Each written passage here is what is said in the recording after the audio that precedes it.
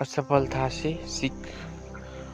असफलता एक ऐसा शब्द है जो हमें उनके बारे में डराता है, निराश में डालता है और अक्सर हमारी मोटिवेशन को नुकसान पहुंचाता है। लेकिन क्या आपने कभी सोचा है कि असफलता के पीछे सीख क्या है?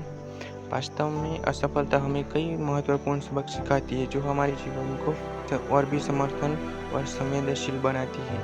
यह कहानी उसी सफलता के सबक को समझाती है जो हमें आगे बढ़ने में प्रेरित करती है। एक छोटे से गांव में एक लड़का रहता था जिसका नाम आदित्य था। आदित्य का सपना था कि वह एक बड़ा और सफल व्यापारी बने।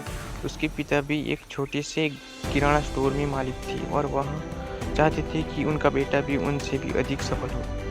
आदित्य ने अपना सपने को पूरा करने के लिए कड़ी मेहनत की। वह अपने पहले ही व्यावसायिक प्रयास में सफल नहीं हुआ। उसकी दुकान कुछ समय तक चली लेकिन फिर बंद हो गई।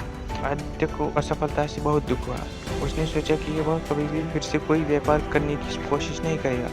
लेकिन उसके पिता ने उसे समझाया कि हर असफलता एक नई सीख लाती है और हमें मजबूत बनाना है। आदित्य ने अपने पिता के शब्दों पर विश्वास किया और फिर से नए उत्साह के साथ व्यापार की दुकान कदम रखा।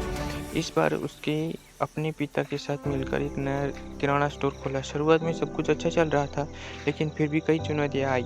उसे नए व्यवसाय में विश्वास बनाए रखने के लिए मुश्किलें परेशान कर रही थी। एक दिन एक अचानक बुजुर्ग व्यापारी आदित्य की दुकान में आया। वह उसे अपने व्यापार के बारे में अच्छे से सुझाव देने लगा। उसने आदित्य को कई नए विचार दिए और उसे बिजनेस के कुछ नए तरीके सिखाए। धीरे धीरे आदित्य का व्यापार फिर से उड़ने लगा। उसने अपने ग्राहकों की सेवा में और भी बेहतरीन काम किया और नए उत्पादों के साथ अपने स्टोर को शामिल किया।